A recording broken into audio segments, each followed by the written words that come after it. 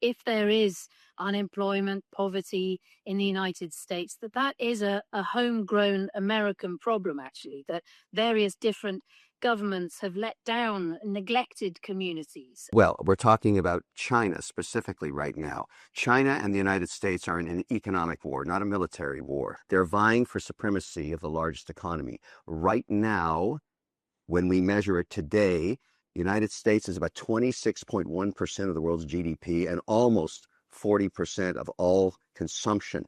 That's a very powerful hand to have when a lot of the products that China makes, and I might add, employ Chinese workers.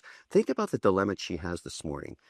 Right now, as we speak, there's all kinds of factories where they have nowhere to sell their products because the tariffs at 125% are so punitive.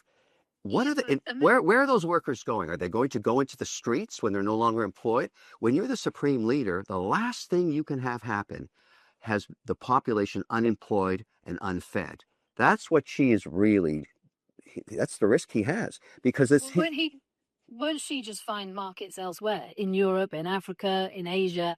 And as you say, America is the great consumer. America is buying Chinese products. So American consumers are going to be hurt, aren't they, by these tariffs?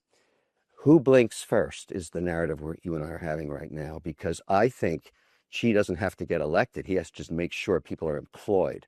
And when those factories shut down, and it could happen pretty quickly within 90 days because if you're thinking, oh, I can make all these products and sell them to Africa, there's no GDP large enough to absorb them. While the United States consumes the most of everything, is the time to have this discussion. You may not like the sausage being made and watching it or the volatility in the markets, but I'm at the point now after 20 years of dealing with China, and there's millions of investors that feel the same way I do. Let's get this over with. Let's get to the table and solve this problem because it's unsustainable long term.